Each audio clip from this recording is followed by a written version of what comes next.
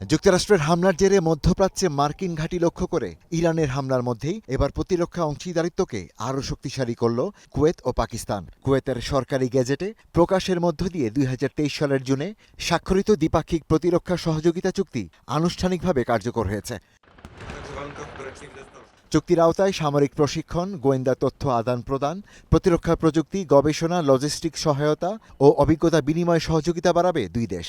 পাশাপাশি সামরিক উৎপাদন, যোগাযোগ ব্যবস্থা এবং বৈজ্ঞানিক, সাংস্কৃতিক ও ক্রীড়া ক্ষেত্রেও যৌথ কার্যক্রম সম্প্রসারণ করা হবে।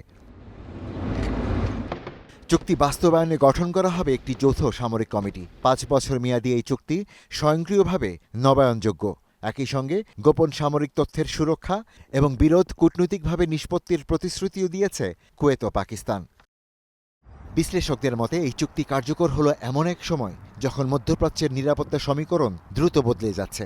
ইরান যুক্তরাষ্ট্র সংঘাত এবং সাম্প্রতিক আঞ্চলিক উত্তেজনার পর উপসাগরীয় দেশগুলো যুক্তরাষ্ট্র নির্ভর নিরাপত্তা ব্যবস্থার পাশাপাশি নতুন অংশীদারিত্বও জোরদার করতে চাইছে।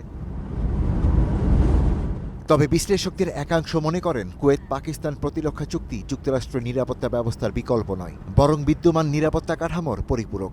কারণ উপসাগরীয় অঞ্চলে যুক্তরাষ্ট্রের সামরিক উপস্থিতি এবং কৌশলগত নিরাপত্তা জোট এখনও বহাল রয়েছে। এদিকে পাকিস্তানের নিরাপত্তার প্রতিশ্রুতি বাস্তবায়নের সক্ষমতা নিয়েও প্রশ্ন রয়েছে। সৌদি আরবের সঙ্গে প্রতিরক্ষা চুক্তি থাকলেও ইরানের হামলা ও হুতি আক্রমণের সময় তার কার্যকর প্রয়োগ দেখা যায়নি, বরং পাকিস্তান শান্তি আলোচনার পথ বেছে নিয়েছে। সব মিলিয়ে বিশ্লেষকদের মূল্যায়ন, উপসাগরীয় দেশগুলো নিরাপত্তা অংশীদারিত্বে বৈচিত্র্য আনলেও সম্ভাব্য কোনো ইসলামিক ন্যাটো এখনও বাস্তবসম্মত নয়। তাই কুয়েত পাকিস্তান প্রতিরক্ষা চুক্তিকে নতুন নিরাপত্তা জোটের সূচনা হিসেবে নয়, বরং পরবর্তীত মধ্যপ্রাচ্যের নিরাপত্তা সহযোগিতা সম্প্রসারণের একটি কৌশলগত পদক্ষেপ হিসেবেই দেখছেন তারা। Ishtiaq Hossain, star news.